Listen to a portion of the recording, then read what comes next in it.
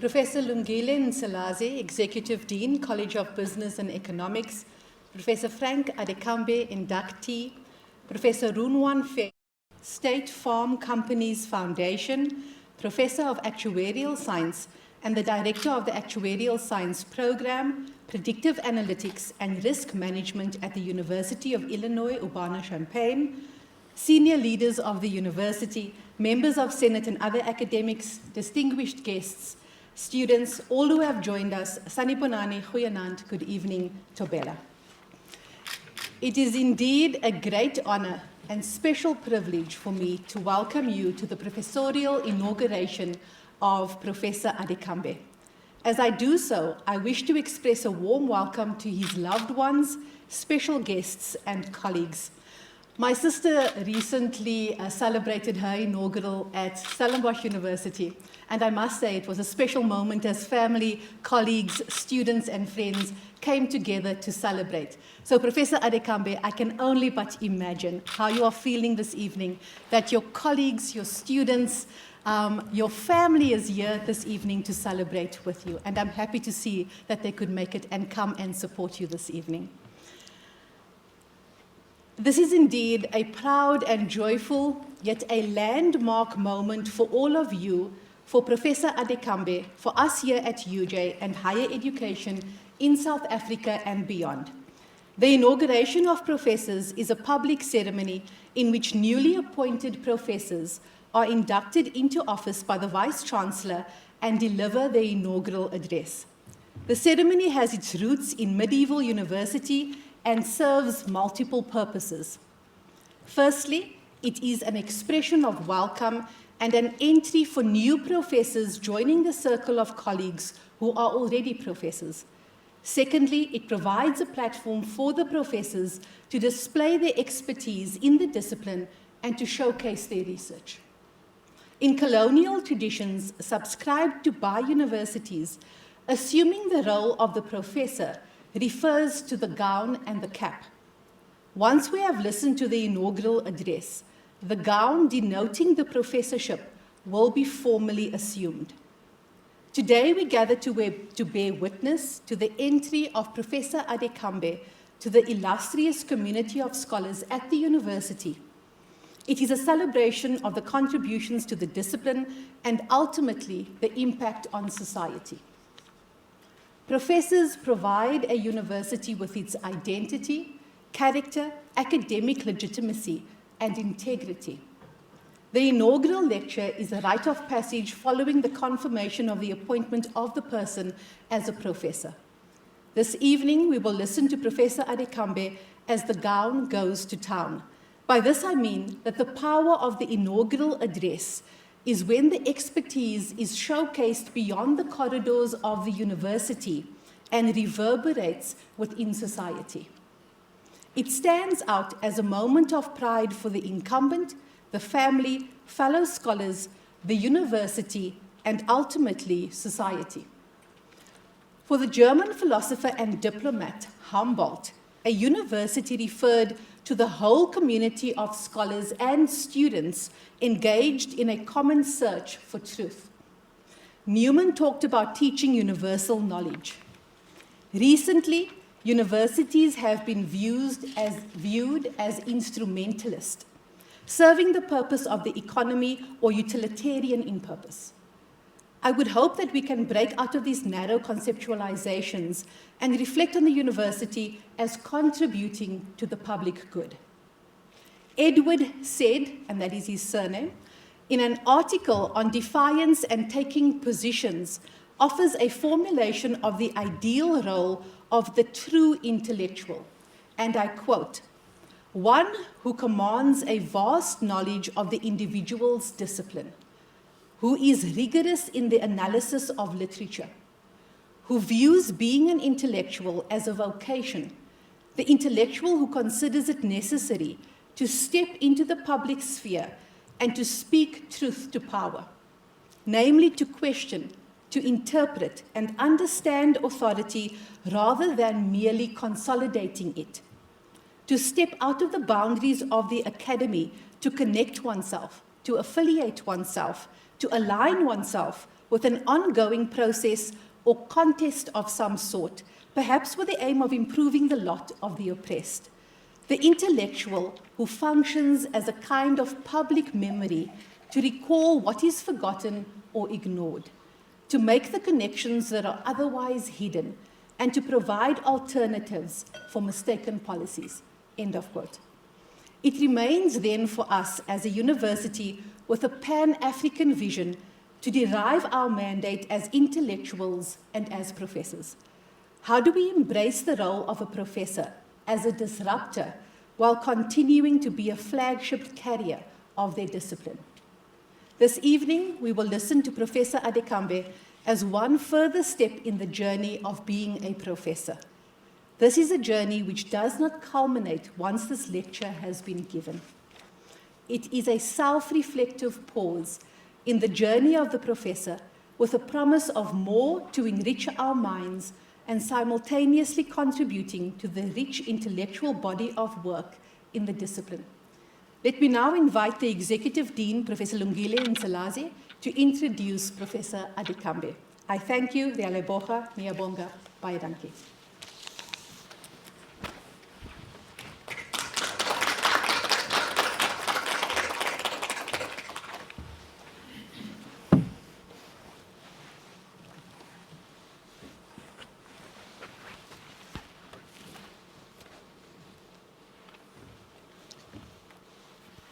Thank you, Professor Khan, and good evening, ladies and gentlemen. A special greeting to you, Prof Adékambi, your family, friends, colleagues, and your students that have come to join us for this great occasion. I would also like to offer a special greeting to those that are observing the proceedings virtually. You are most welcome. It gives me great pleasure to introduce to you Professor Franck Adékambi. Franck Adékambi completed Master of Science in Finance with Actuarial Science as a research field at the Institut des Sciences Financières et Assurances, ISFA, in France. A Master of Science in Statistics at the École Nationale de la Statistique et de l'Administration Économique, a European leading school in applied economics, also in France. After completing his second master's degree, he worked for Fortier Securities and CDC I6 Capital Markets in France.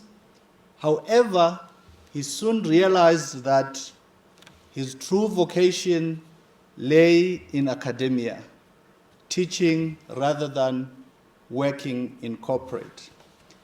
Therefore, he enrolled in a PhD program in actuarial mathematics at Laval University in Canada.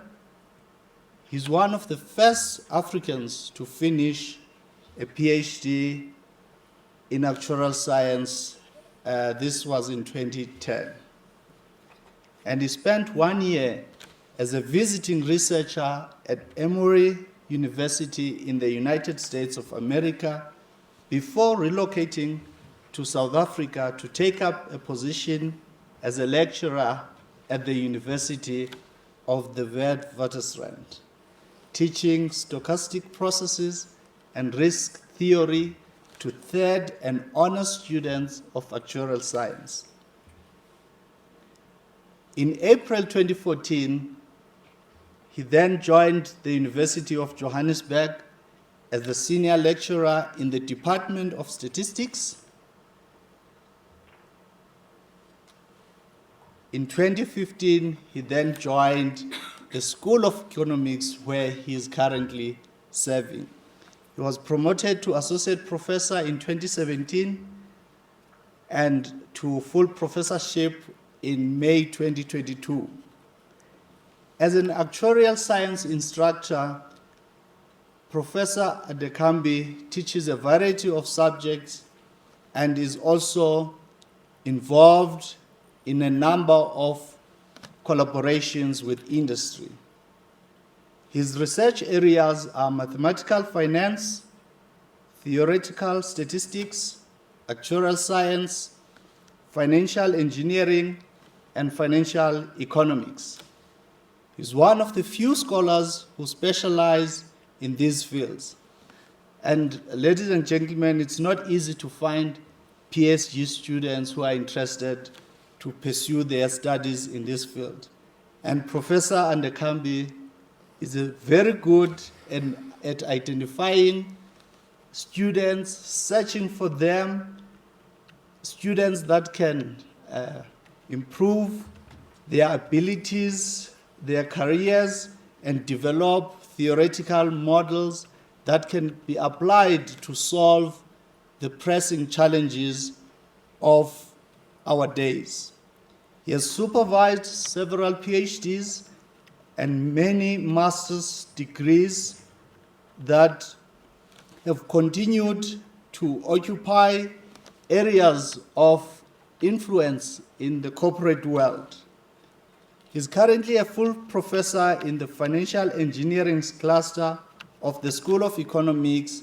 This is where he plays a role teaching modules related to his field and conducting research that develops skills and techniques of the future for our graduates. He's a scholar of note who is C-rated by the National Research Foundation. And ladies and gentlemen, it is my pleasure once more to introduce to you Professor Franck Adékambi. Thank you.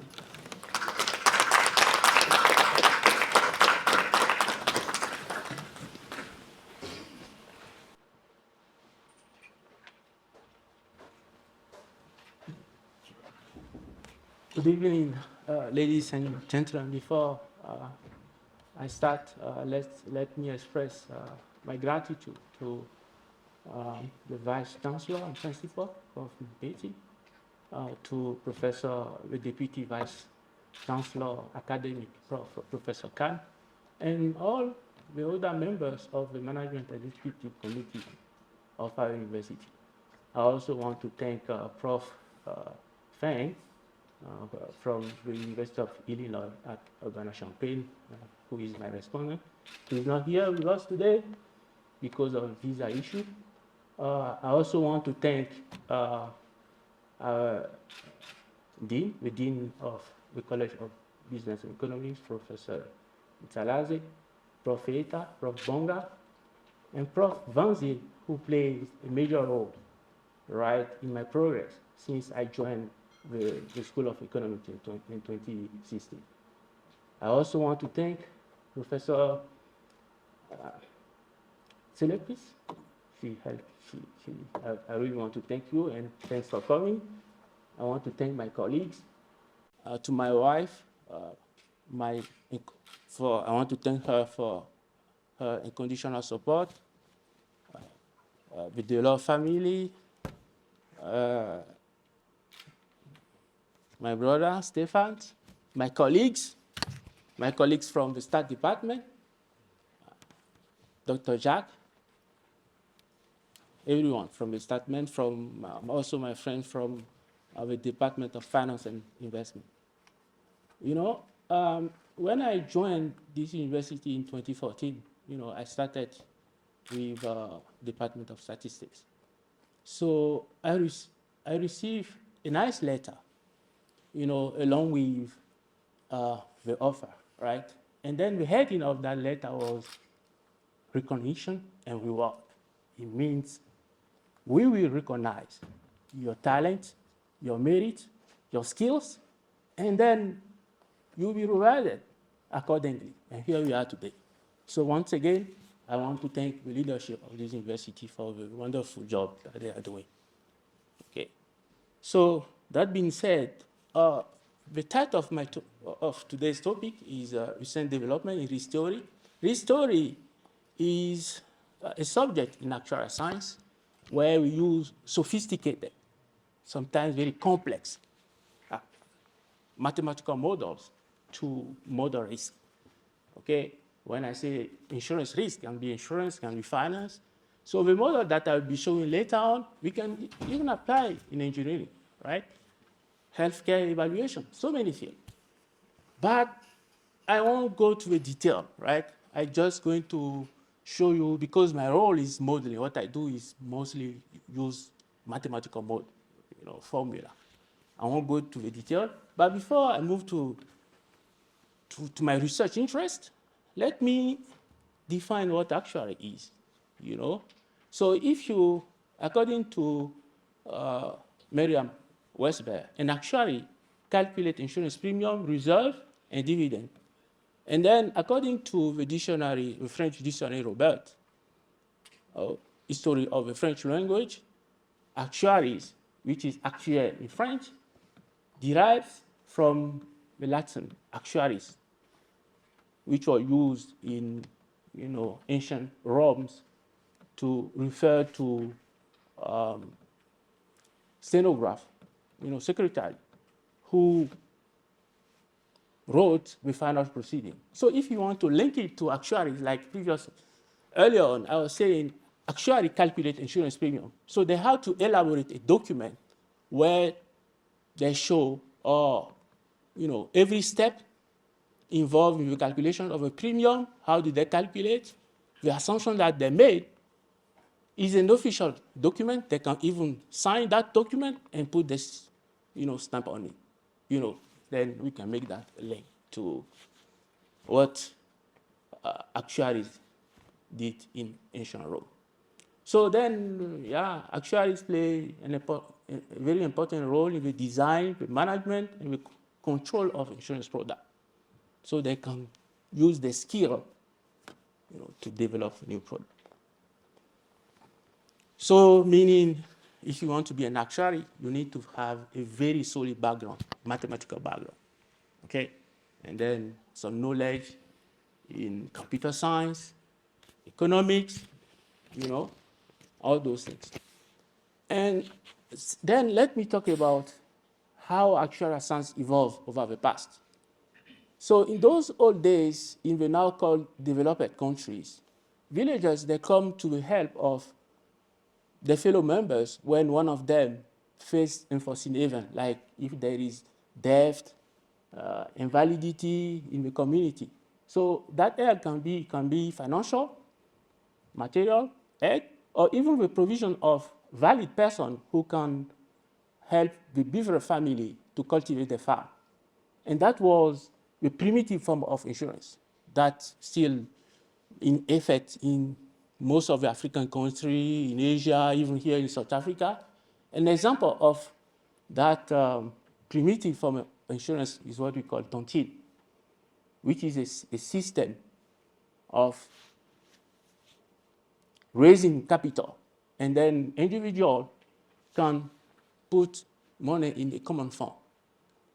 Okay, and there is a manager of that fund. But the problem is that I'm talking about Africa, so it's not structured, right?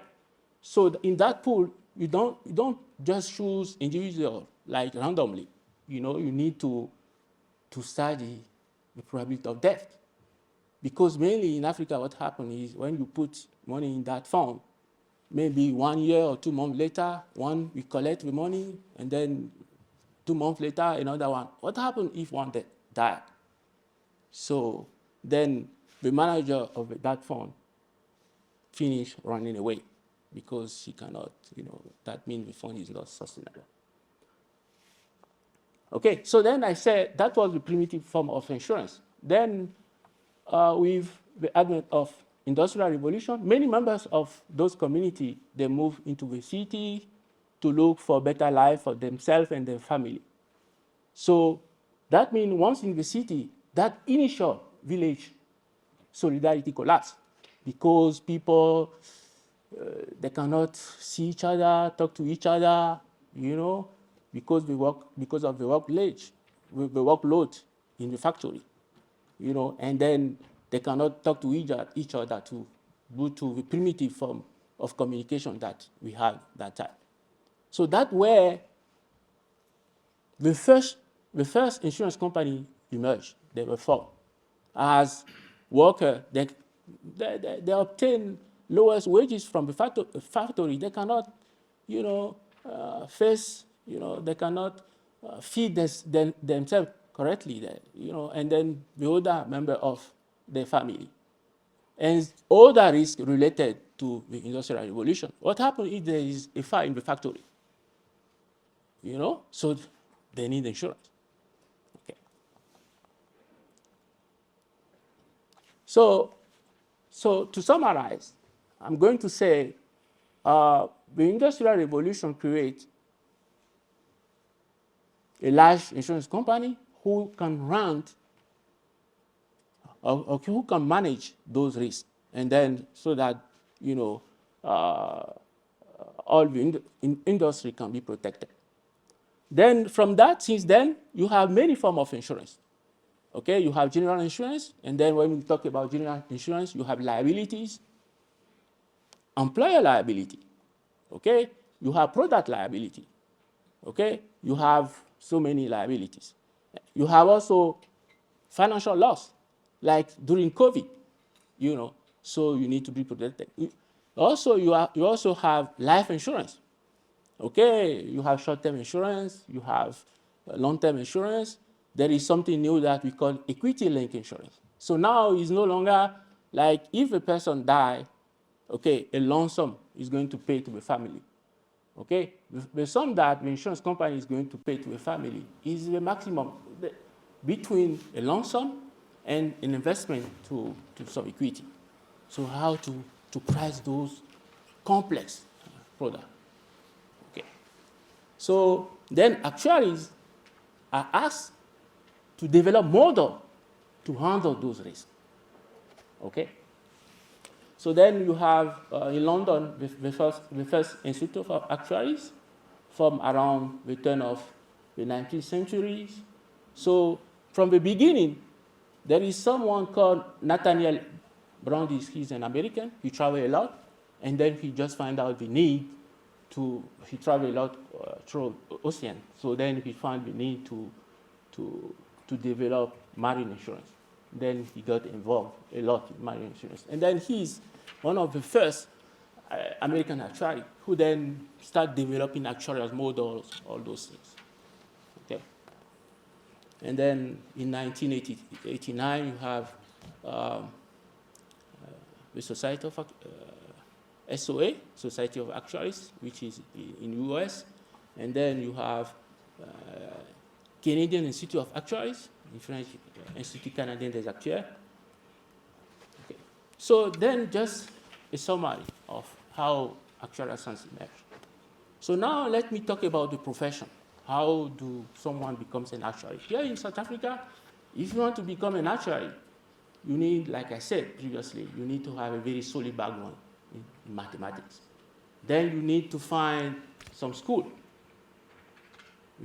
that are offering actuarial degree, like you have accredited school like UJ, you have University of Pretoria, you have UCT, you have Stellenbosch, you have VET. Okay, but you can also take like degree in statistics or in finance, and then take exam with South African Actuarial Society. Okay, and then you need to take some further examinations. You pass those exams, then you need to take to work for 3 years, and then you can pretend to be an actuary. So then in America, you have what we call SOA, Society of Actuaries. It's quite similar, a solid background in mathematics, statistics, all those things. Then you need to find some school or university that are offering actuarial degree. And then you need to pass some examination, very tough exams. Okay, and then you also need to have work experience and all those things. So you have similar, and then SOA, you have also CAS. Okay, the CAS one is general insurance, and SOA is more like life insurance, health insurance, all those things. And then in UK, the system is similar here in South Africa. I have students who are working now in UK with South African degree, okay, because the system is quite similar. So the different branches of actuarial science, so you have actuarial science, then you have two main subdivisions. You have general insurance. In general insurance, you have liability, like I was saying earlier on. Product liability, employer liability, like here, employer liability, product liability, okay? So you have also professional indemnity, like a surgeon. He just forgot something in my stomach. So who will be responsible for that, you know? So then you have damage to properties, like my car, like residential or commercial building, vehicle, okay? Marine or aircraft, okay? And then financial loss, like I said during the COVID, you know, or let's say I have a factory and then one of my machines just break down. So then for weeks or 2 weeks or a month, no business. You know, I can have an insurance on that, okay? So then the future of general insurance. So how then from that we move to model, to a pricing? Because now risk can occur or not, meaning that the number of losses that I may have is uncertain, okay? And then when risk, when something happens,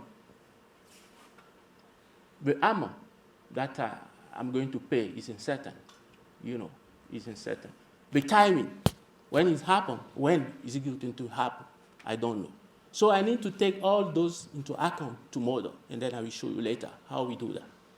Okay? Then we have life insurance. In life insurance, you have short-term insurance. You know, like I say, okay, for the 10 coming year, if something happens, I want the insurance company to pay a certain amount to my family. Or if I die any time, right? Or you also, for retirement, okay? In 10 years, if I survive, I want to get a lump sum and so on, okay? And then equity link that I talked about earlier. So then, the tools that you have to manage those risks or to price is risk theory, okay? Someone call it risk management. If you go to Australia, they call it risk management. They don't call it risk theory. They call it risk management. Okay? Somehow it's risk management because those tools. So now actuaries, where do they work? They can work for life insurance company. They can work for banks. Okay? I will show you later on that the model, all those models that I will be presenting, we can use them in banks, you know, for pricing or to handle the risk of default, okay? Or pension, to calculate pension, you need actuaries, right? Health insurance, okay? Reinsurance, right? Reinsurance is the insurance of the insurer, okay? And non-life insurance or consulting. So now I want to talk about my own research. What do I do? Right? But like, again, I won't insist on the proof because in my work, we do a lot of proofs, right? We prove, we develop models, and then does it exist, right? That's what I do, right? But I won't do that here. I will explain, I will rather explain what we can do with those models, right? So when we have in non-life insurance, we have two kinds of model. We have what we call individual risk model and the collective risk model. So individual risk model is a portfolio where we put all the insurance. Okay, 1, 2. So when risk happen or something happen, unforeseen event happen, I'm going to look in the portfolio who made claims or who doesn't. We call it individual risk model. You see, it's individual. I'm going to check who made it, right? Like we can also use that model for healthcare. Okay? He's sick or he's not sick. Who is sick? Okay? So, but you see, then I can calculate the aggregate risk of that model. We call it Sn, which is the sum x1 up to xn. But let's say if I have 1 million, 2 million in that portfolio, then for that aggregate risk, I can in average, how much am I going to lose? So it's based on that. You know, like someone makes an accident, how much is the insurance company is going to claim as a premium? Okay, we use the expected loss. And then we have so many principles to calculate the premium. You know, I can say, okay, because I don't know anything about this, at least I can claim the expected value of my loss, right? So, but if I have 2 million, 3 million in that portfolio, if I want to calculate the variance of those things, it's going to be complicated. So then we have what we call the collective risk model. So in that portfolio, if I'm not going to look at who made the claims, it's aggregate. So it's going to be, the aggregate claim is X1, is sum K goes from 1 to N of every loss. So N is the number of losses that I don't know, okay, which is random. So the whole thing is, okay, so that's what I was saying here. Okay, so here we call it aggregate sum.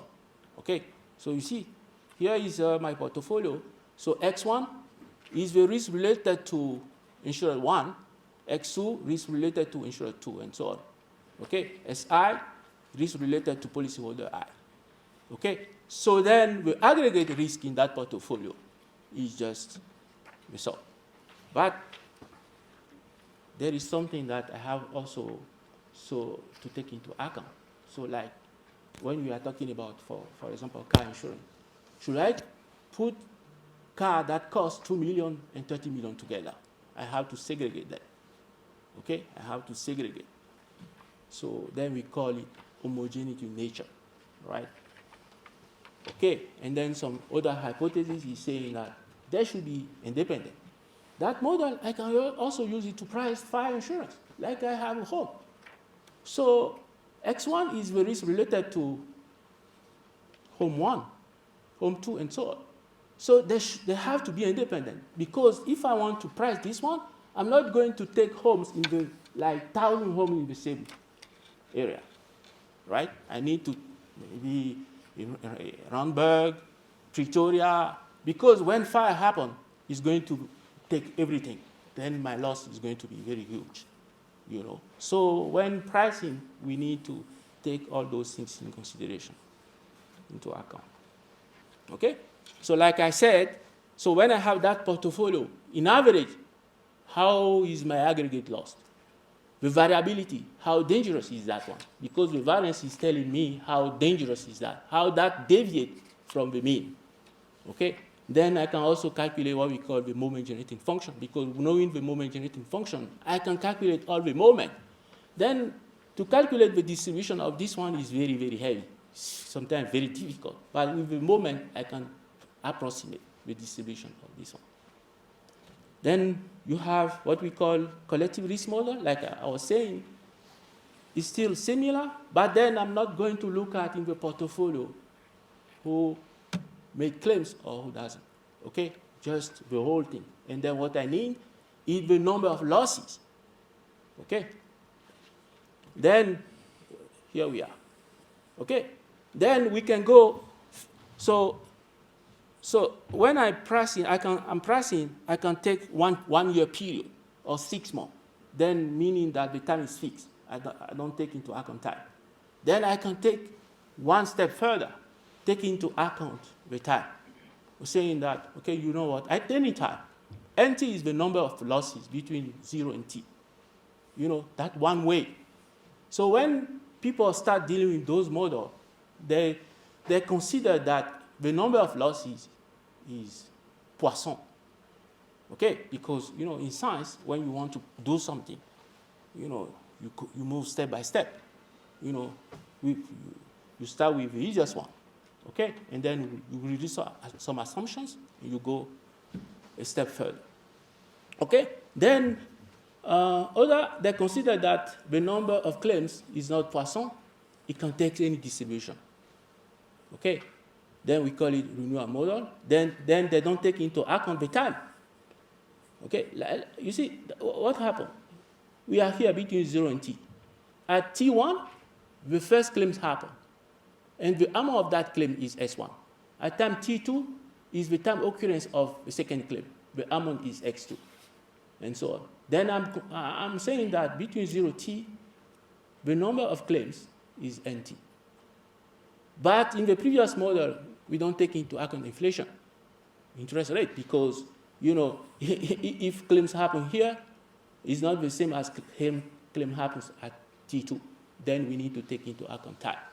So in my words, I'm saying that inflation rate is not constant. In previous work, researchers, they consider that the claims, the inflation is constant over time, but inflation is not constant, or short-term interest is not constant. So in my work, I consider that inflation is a stochastic process, okay? And then the number of claims can follow any distribution. So in average, how do we calculate the expected value, the variance, all those things? And then in the previous work, they use what we call renewal function. It means when I consider that the first claim happened, then the same process, we have the same process over time. But I don't do that. You know, I develop another technique when I develop new formula when I use conditional density function to do those things. So, yeah. So those are the things that I'm dealing with. So this one is the model that I was talking about. dt is the discounted, because sk is the claims amount. Then I need to discount that claim. Okay, then that dtk is a stochastic process. So how do I calculate the average loss, the expected value of this? How do I calculate the variance of this? How do I calculate the distribution of this? You know, it's all those things that I try to do, but it's heavy. It's very heavy. Okay, so those are some lemma that I prove, right? So it's from me, right? So yeah, and then the work has been published in Scandinavian Actuarial Journal, which one of the top journals in actuarial science. Okay, and then I prove that if I use this conditional, what is he saying? What is he saying here? TT1 is the time occurrence of the first claim. T2 is the time occurrence of the second claim. TTK is the time occurrence. So this one is the conditional distribution, you know, of TT1 up to TTK, given that from 0T I have a certain number of claims. Okay, so I prove that it's given by this formula. Okay, and I prove it. And then from this one, I just prove that the expected value, in average, what I'm going to lose in that portfolio is given by this formula. Okay, so you may see as theoretical, yeah, but it does have many applications, even in the banking sector, right? Let's say in 0T, I want to find out the number of deposits at the bank. Okay, so when I come back here, at T1, the first client show up, okay, and then the amount that he put in the bank, okay, his account is X1, and so on. In average, how much the bank manager is going to collect from 0 to T, okay, is given by this. It's given by this formula. So then, because if a client show up, I don't know how much he's going to deposit. That means SK is a random variable. Okay? And then the number of deposits that I have between 0T, I don't know. It's a stochastic process. It's a random variable. Right? So that means these whole things is a random variable. It's a stochastic process. So in average, how much should I expect over at the end of the day or over a month or something? So you can use those models to do that. Okay? Even in healthcare evaluation, you know, so many fields. So 2 years ago, I went to a conference, and then at the end of my presentation, someone from construction, he just approached me. He said, "Oh, your model, I can actually use it for evaluation of cost, construction cost. Yeah, it's very interesting. I want to use it." So, you know, it's just, it's broad, right? Yeah. So, yeah, I don't want to, all those things. So, basically, is what you can do with my models. So here, I'm saying that the interest rate is not a constant, because in previous work, they assumed that it's constant, but interest rate or inflation are not constant. So then I develop the pricing formula, all those things. So again, it's not that easy.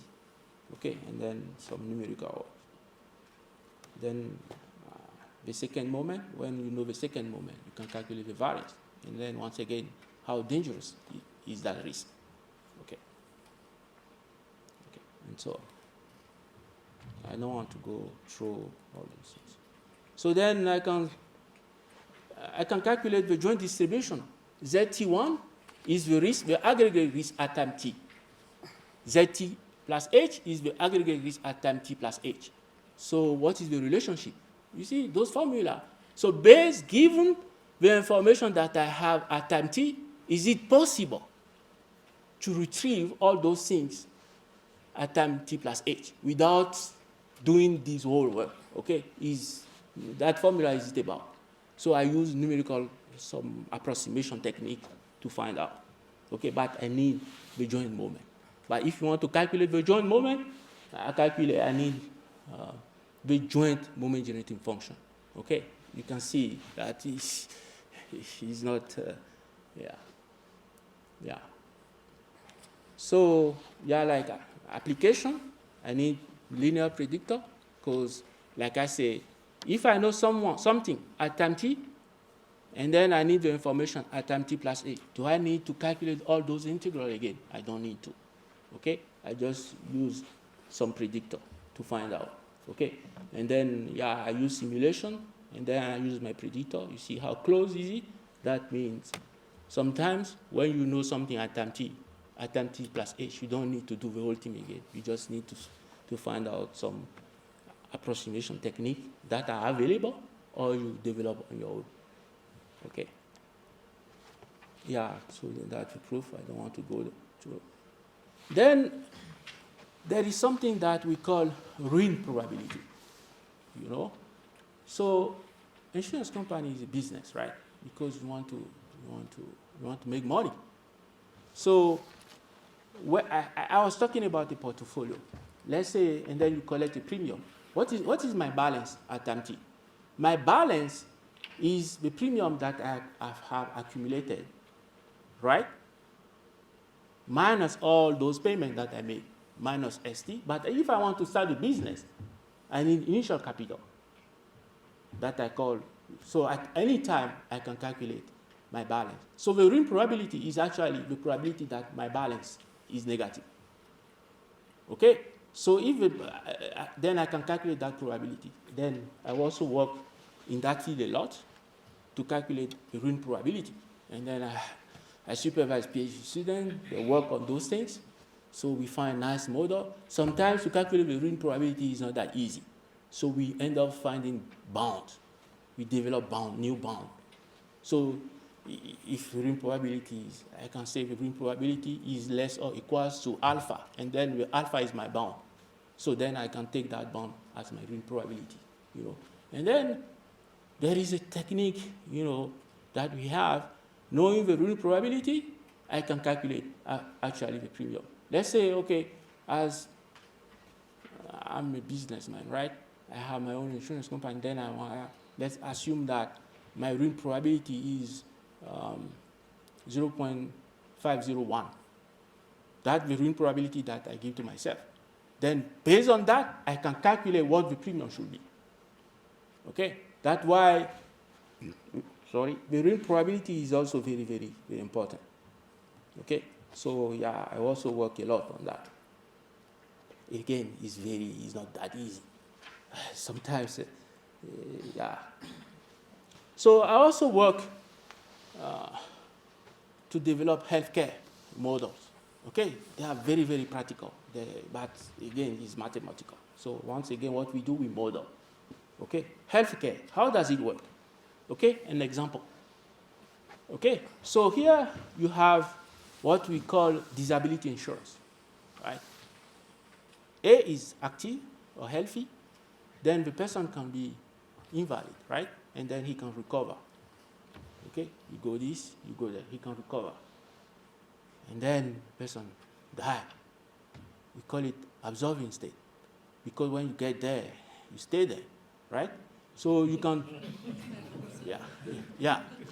So then you can move from healthy to D, or you can move from invalid to D. Okay? So when you are healthy, you can be paying the premium.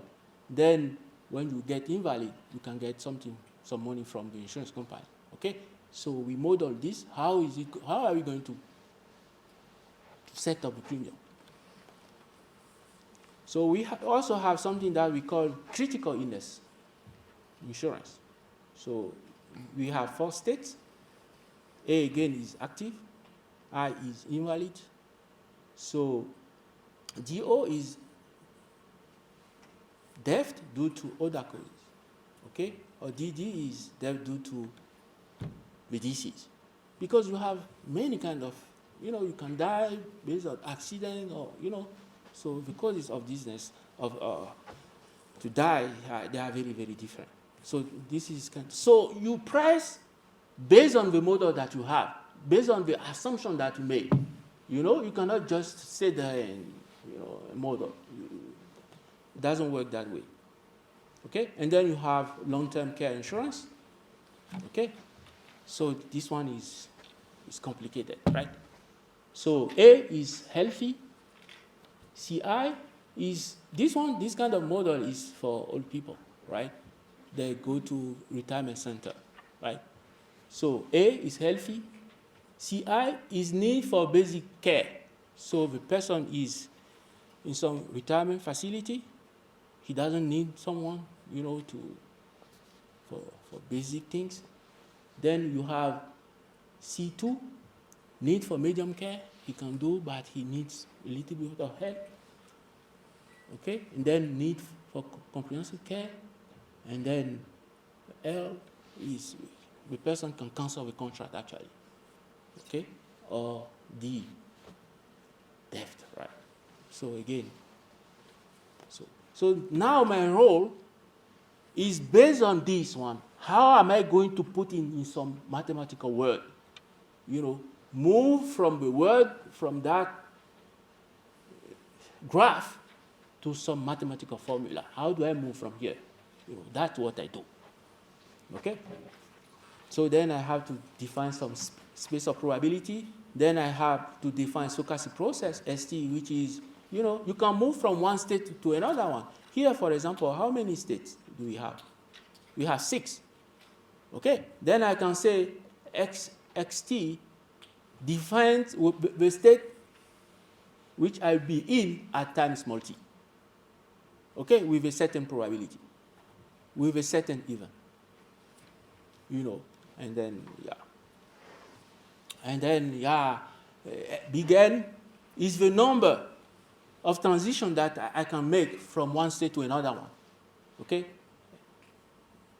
So the person moves from J to K. How many transitions can I make? Okay? And then if I make, at what time will I make that transition? At any time. Okay? And Xn is how long will I stay in a particular state. Okay? So, And UT, So when you move to, so in previous work, we call it Markovian process, right? Markovian process, you move from one state to another one. But in previous work, they don't take into account the time that the person stay in a particular state to calculate the premium. So, recently, I take into account that fact to price, to calculate the reserve. So, Okay, so then I have to develop all the math, okay?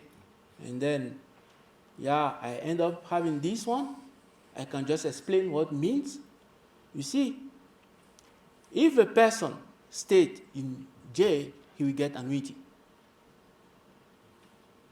For how long? SC is how long he will stay there.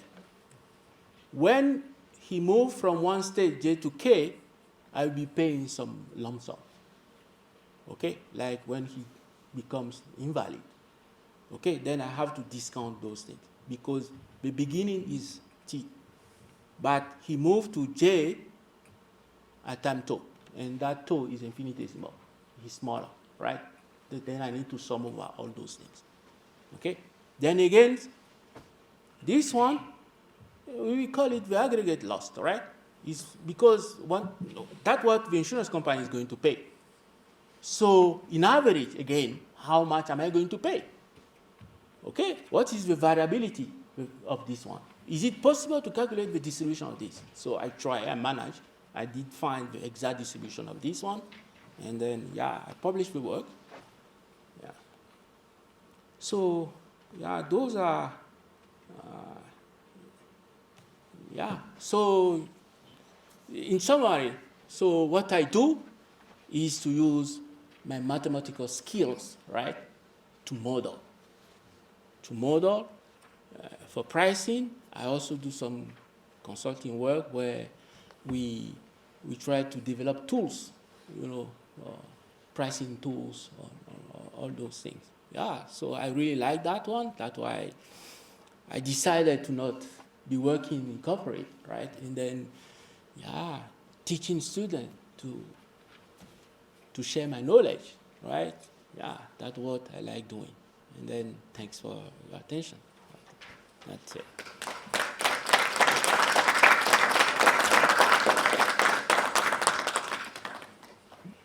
Dear Professor Kam, Dean Enzaladi, Professor Adekambi, thank you for your kind invitation for me to join Professor Adekambi's Professorial Inauguration.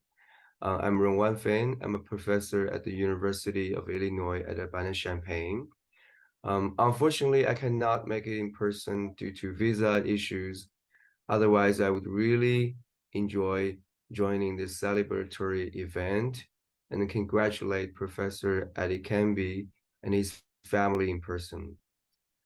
Professor Adékambi offered a comprehensive review of the development in the actuarial profession and actuarial science around the world. And I've also learned something new today as he spoke eloquently about an earlier pioneer, Nathaniel Bowditch, who founded the American Society of America. And there was actually another giant who worked at the University of Illinois, who is my current employer, Professor Henry Louis Rees. He wrote hundreds of research papers on actuarial science and statistics, and he was considered as one of the early founders of actuarial science in America. And he was actually one of the charter members for the founding of the American Institute of Actuaries. As you may know, the Society of Actuaries, which is one of the world's leading actuarial profession today, formed when the Actuarial Society of America, which Professor Adekambi talked about, with the American Institute of Actuaries, founded by Professor Rees in the year 1949. So Professor Adekambi spoke about his research interests in general insurance, particularly in collective risk theory, which is an area of active research. He contributed greatly to the literature on the computation of high moments of the discounted value of insurance claims with both deterministic and the stochastic force of interest. Then he talked about his contributions in another research area of great interest, which is the multi-state healthcare models, which has been known to be used for pricing disability insurance, critical illness insurance, and long-term care insurance. And his research contributions have been greatly appreciated by the academic community around the world. I have become acquainted with Professor Adekambi when he came to the University of Illinois for a brief visit many years ago, and I'm very glad to have known him. He is a very rare talent and very valuable contributor to the field of actuarial science. And I believe he's one of the first credentialed academic actuaries in Africa. I believe Africa is the future of the global insurance market. And with the development of any new markets, there needs to be a educational and research center that produce the next generation of actuaries and next generation of actuarial educators and scholars. And I believe Professor Adékambi can be early founders of the School of Actuaries, the School of Actuarial Scientists in Africa. And I hope Professor Adékambi, with the generous support from the university, will greatly continue to support our discipline and contribute to the scientific discoveries and the education of next generation of actuaries in Africa. Again, thank you very much for the invitation for me to join this ceremony. And I'm very, very honored to be part of it. And I hope great success for Professor Adékambi and the University of Johannesburg in the field of actuarial science. Thank you and have a good night.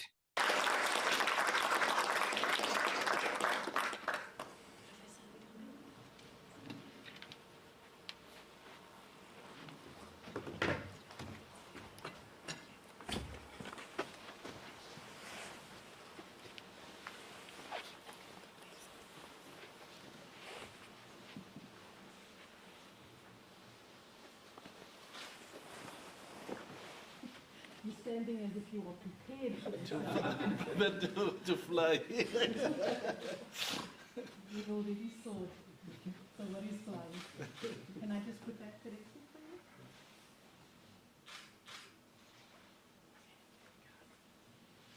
Thank you so much. The other way? So that I see. Oh, you want to see? Yeah, why don't you know you? Okay. Can we give Professor Adékambi a round of applause?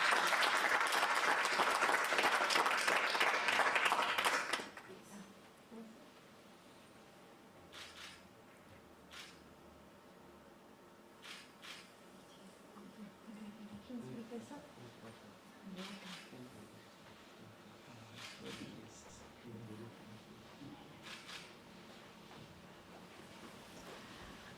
As Professor Adékambi was speaking this evening, there were moments when I thought, surely this is not English. Because I was lost, I must admit, and I was very grateful that there are people like you that has this specialization and it's not left to people like me to do this type of research, because I wouldn't be able to do it. So congratulations to you, Professor Adékambi. On behalf of the Council, Professor Leklopa Mpedi, and the UJ community, I want to congratulate you once more. Can we give him a round of applause, please?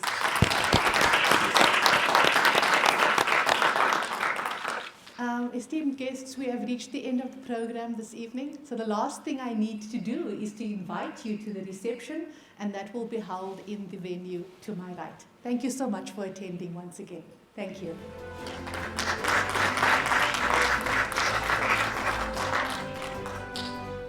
The University of Johannesburg, the future reimagined.